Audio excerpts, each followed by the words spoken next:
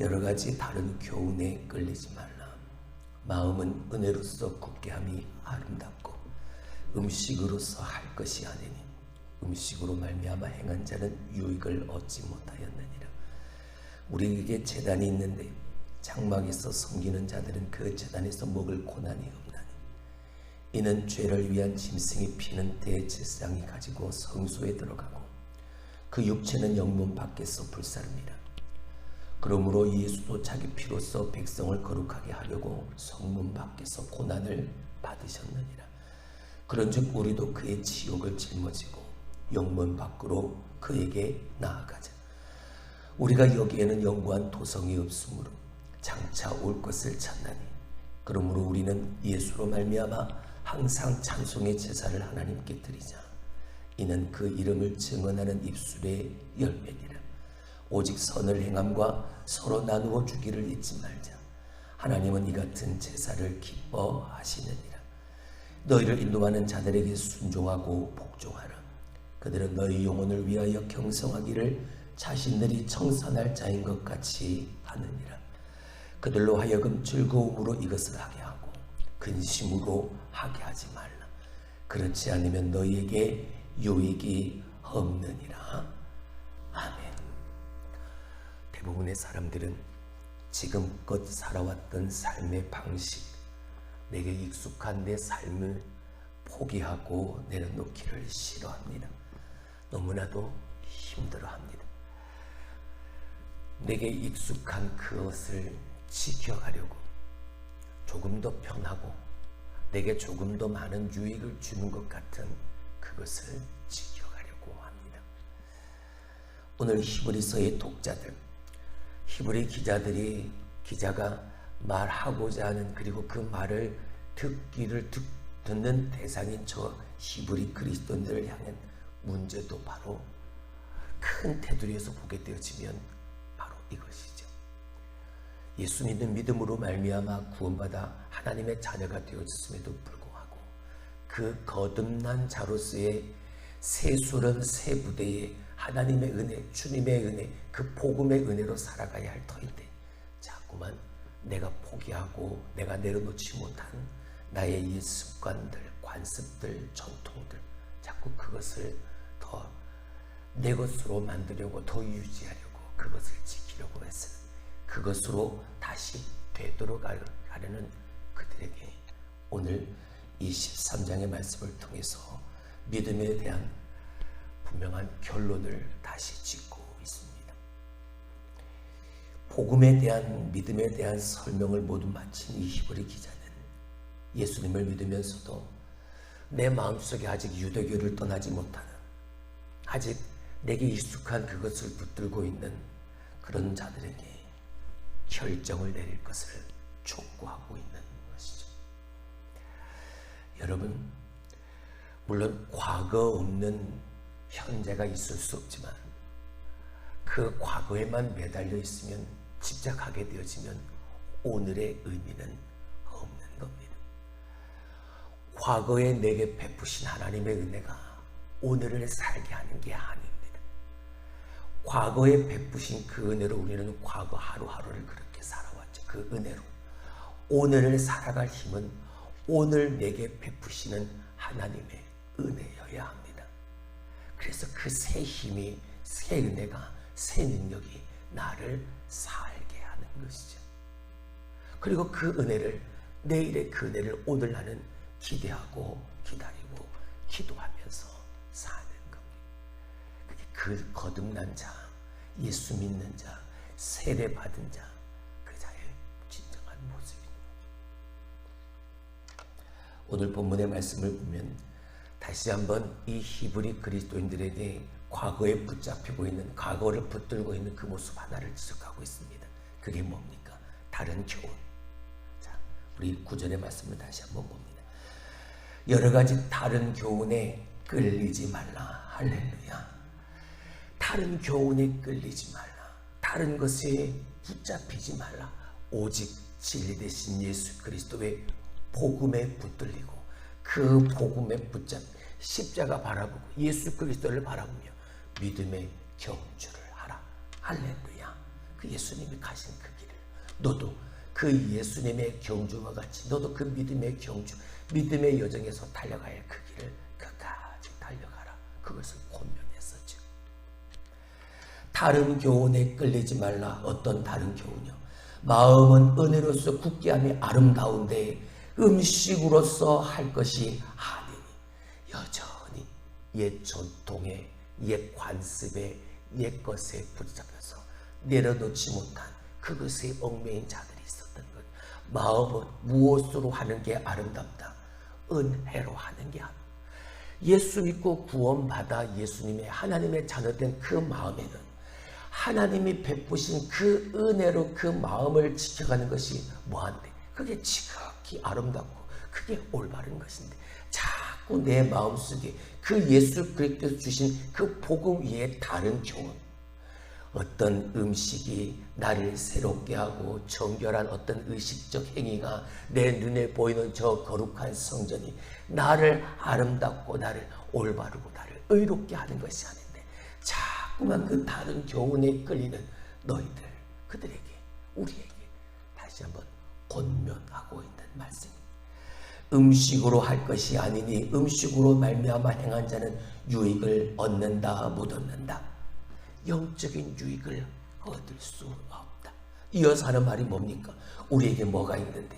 제단이 있는데 이 제단은 물론 구약시대의 율법적 그 약속 안에서 그들이 제사 드렸던 그 성막에 있는 제단을 의미하기도 했지만 여기서의 제단은 새 언약 하나님의 새 은혜 속에서의 예수 그리스도를 의미하고 있는, 이제 다시 그 예수 그리스도 안에서 앞에서 음식으로 피의 제사로 하나님 앞에 그 피 흘림의 제사로 얻게 되어질 영적 유익은 아무것도 없는데 자꾸만 그 제단에서 드렸던 그 음식, 그 피의 제사, 그 고기, 그 피에만 관심을 가지고 있는, 우리에게 제단이 있는데 장막에서 섬기는 자들은 옛 전통, 옛 것, 옛 관습, 율법 여기에 얽매인 자들은 그 제단에서 먹을 권한이 있다 없다?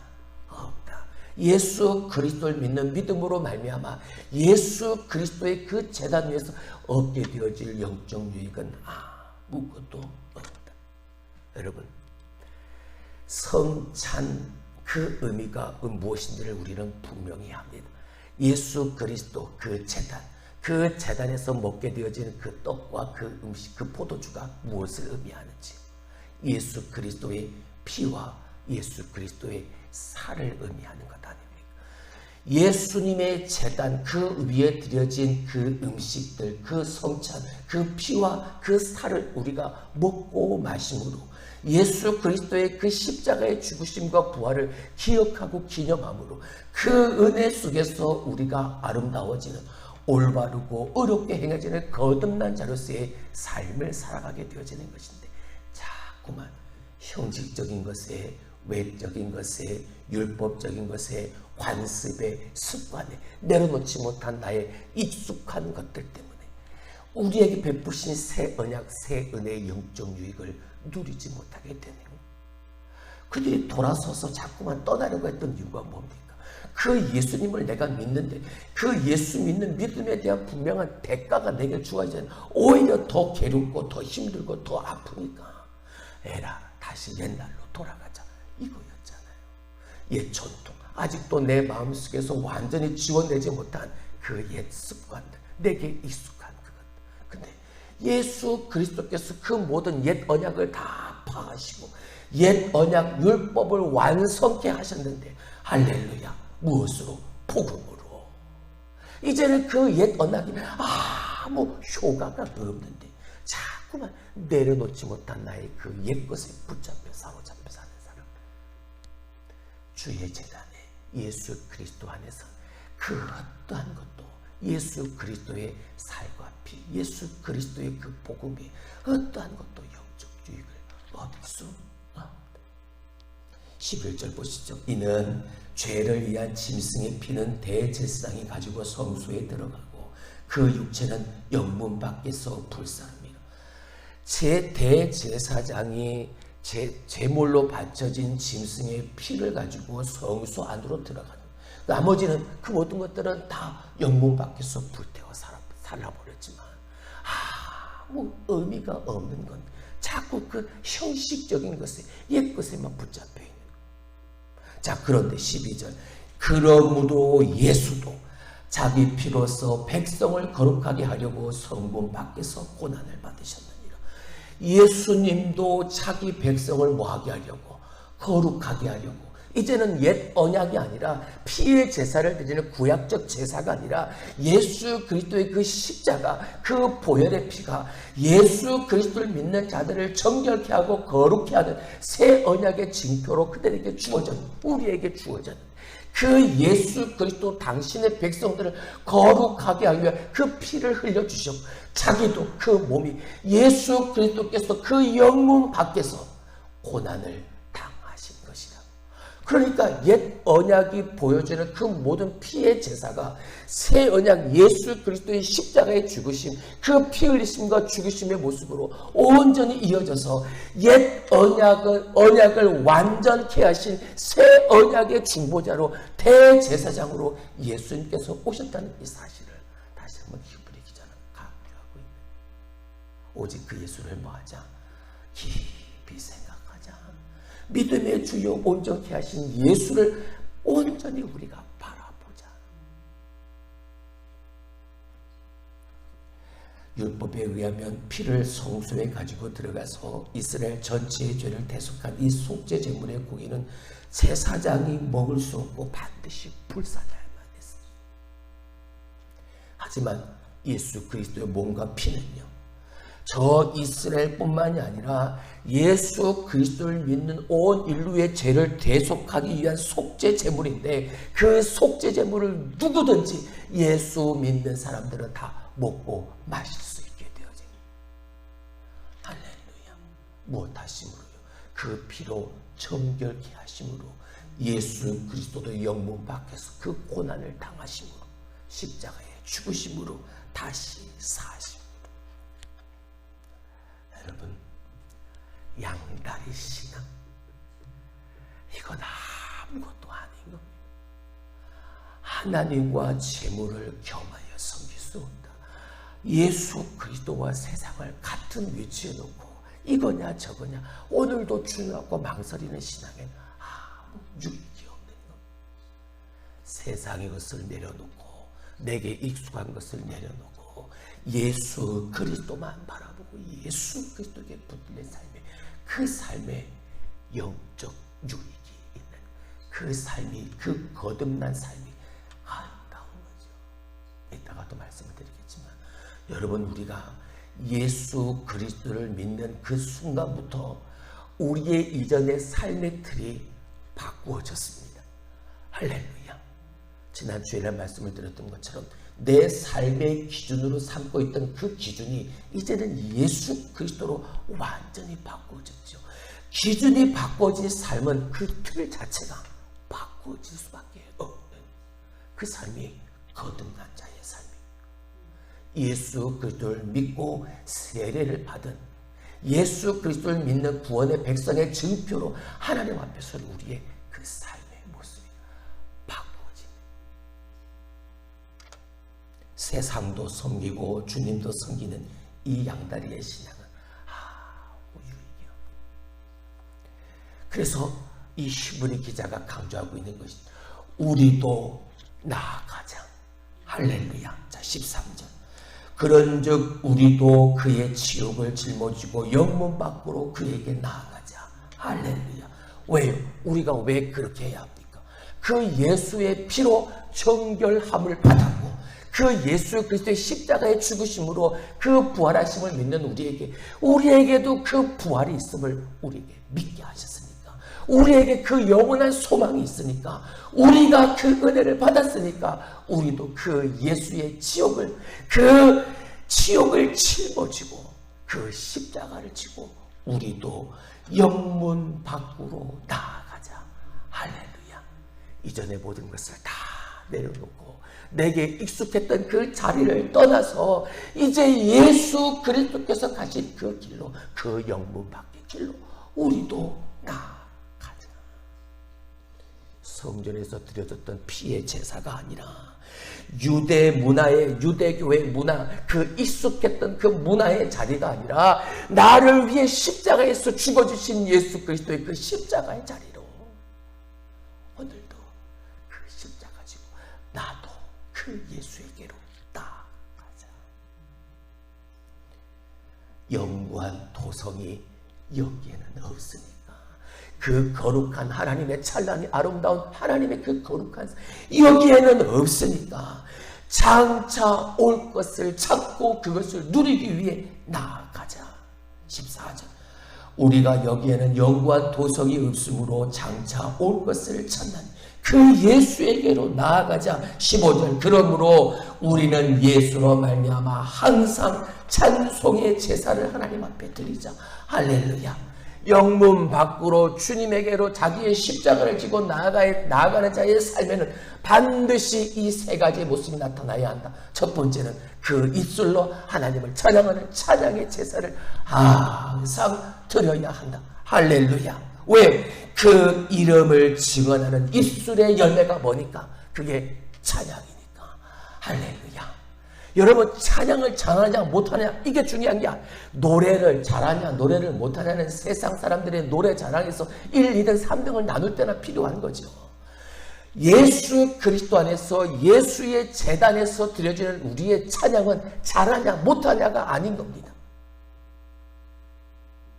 지금은 코로나 이후로 우리가 찬양대에 서지 않지만, 제가 처음 우리 교회에 왔을 때도 그랬고 모든 대부분의 교회에서는 그런 모습을 보입니다. 성가대가 끝나면 박수를 칩니다. 잘했다는 거죠. 찬양의 대상은 사람이 아닙니다. 찬양의 대상은 하나님이신 거죠. 하나님께 찬양으로 내 입술의 열매로 하나님 앞에 영광을 돌리는 거죠. 그래서 제가 오자마자 그거 하지 못하겠어요. 예배 시간에 박수 치는 거 금지시켰죠. 예배의 대상은, 영광 받을 사람은 내가 아니고, 내 입술의 열매로 하나님을 찬양하는데 내가 왜 박수를 받아야 합니까?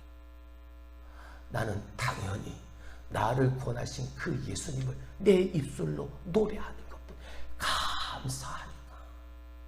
그래서 내 마음이 움직여서 내가 그 하나님을 노래하고 싶은 누구도 다 나와 찬양대에 자원하고 헌신하라.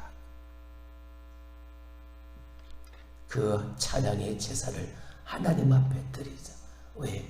그 감사함으로 내가 하나님 앞에 드리는 입술의 열매니까. 근데 언제요? 내가 기쁠 때만요? 내가 좋을 때만요? 아니요. 성경은 분명히 말하죠. 언제요? 항상 찬송의 제사를 하나님께 드리자. 할렐루야. 두 번째 16절, 오직 선을 행함과 서로 나누어 주기를 잊어라. 잊지 말아라. 잊지 말아라. 이것은 하나님은 이 같은 제사를 뭐 하시니까? 기뻐하시니까.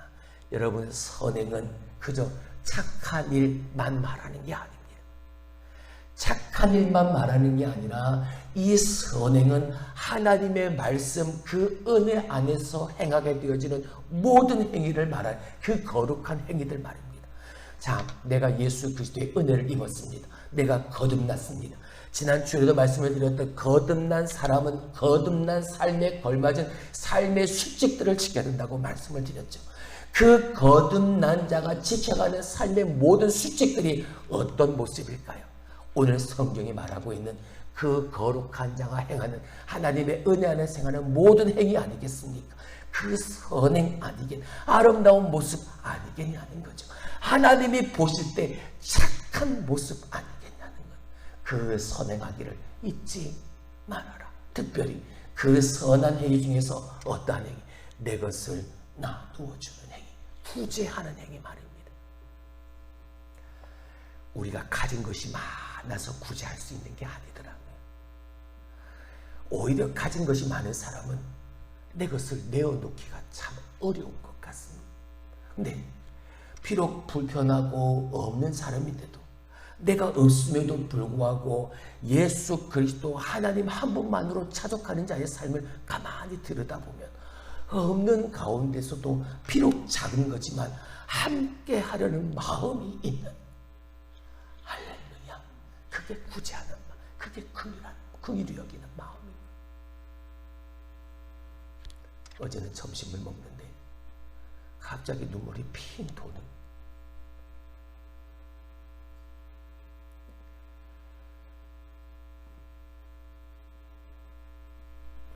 마음을 같이 하고 그 마음을 나눌 수 있다는 것이 이게 얼마나 감사하니.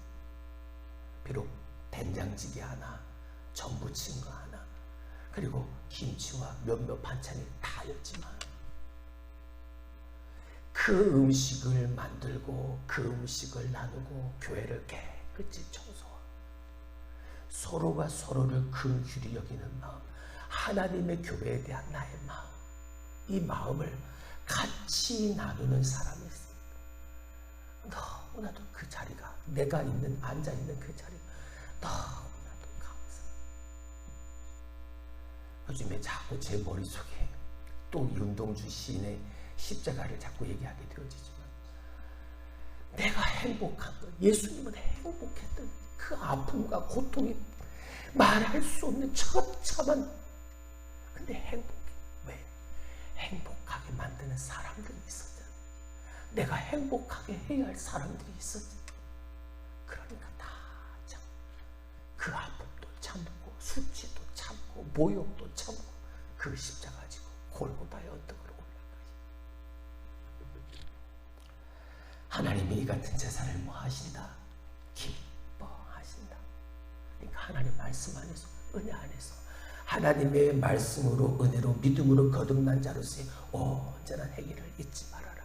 특별히 긍휼히 여기는 마음, 그 마음을 같이함을 잊지 말아라. 이것은 하나님이 뭐 하시니까? 기뻐하시니까. 자, 그리고 마지막 세 번째, 너희를 인도하는 자들에게 순종하고 복종하라. 그들은 너희 영혼을 위하여 경성하기를 자신들이 청산할 자인 것 같이 하느니라. 너희를 말씀으로 가르치고 인도하는 자들에게 뭐하라? 순종하라. 한 걸음 더 나아가 복종하라. 왜? 이들은 너희의 영혼을 위해서 깨어있는 자들인데, 그 깨어있음으로 말미암아 자신들이 하나님 앞에서 청산할 자, 하나님 앞에서 책임을 질 자로 여기고, 그렇게 너에게 말씀을 가르치고 인도하는 자들이니까 그들에게 순종하고 복종하라. 그리고 그 일이 기쁨과 즐거움이 되어지게 하라. 그 일이 너희들의 행위로 근심이 되지 않게 하라. 그렇게 하면, 그렇지 않으면 너희에게 유익이 있다, 없다? 없다.